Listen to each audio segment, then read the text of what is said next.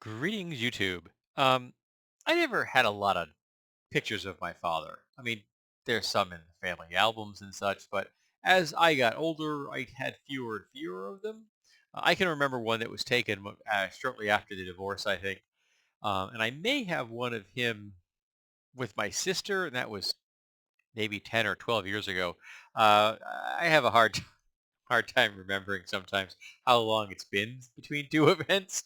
I think part of that is is executive dysfunction, and part of it is that I'm getting old. Um, but I don't really need a picture of my father because all I have to do is look in the mirror because this is what my father looked like. There are subtle differences, but he and I looked like we were very much related. We are just shy of clones of each other, including the flat back of my head. Though he denied for some strange reason that the back of his head was flat. The back of his head was flat, and in fact, people from the back completely confused us. All it was they just we just looked the same. Well, it depended on our weight. For both of us, our weight fluctuated quite a bit over time. I think I'm currently running about 175. Um, But he got heavy, and then he got thin, and I got heavy, and then I got thinner. My heaviest was 230, and my thinnest, I think, since post 230 was 160. I don't think I'm ever going to hit 160 again. Well, why live with 175? 170 be nice, but I don't think I'm ever going to get there. But yeah, so I found myself just in the bathroom, doing bathroom things. I looked in the mirror, and I just said, "Nice seeing you, Ed," because there he was, right in front of me.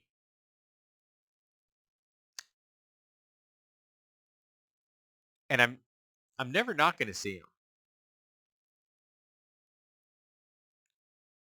We didn't communicate much the last 2 years of his life.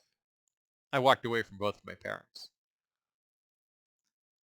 It was when I finally got enough serotonin in my brain, though I had to get mine in a bottle, and then I realized what an abysmal job they had done. And I stopped calling them like anything else other than their names. And I realized that whatever feelings I had towards them, it definitely wasn't those of a child to a parent.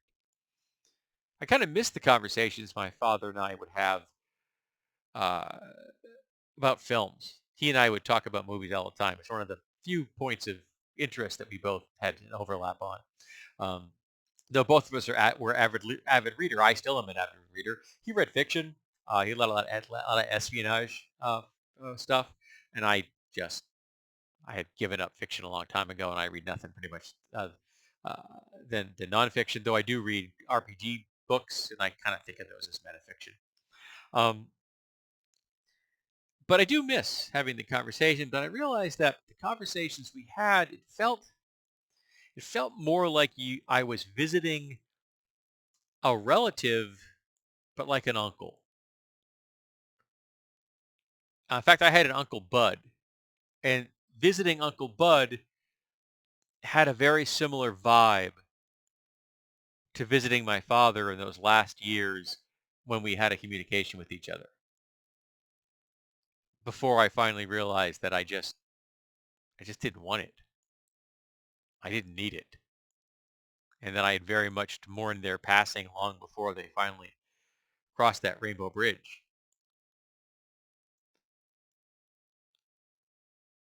But every time I look in the mirror, probably until the day I die, I'm going to see Ed, whether I want to or not.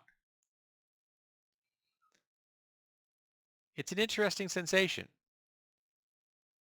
for that one brief flash of insight to see both me and my father at the same time. To look so similar to somebody that you carry their face around forever. I know that other people probably experience that too. There's lots of folks out there that look similar to their parents.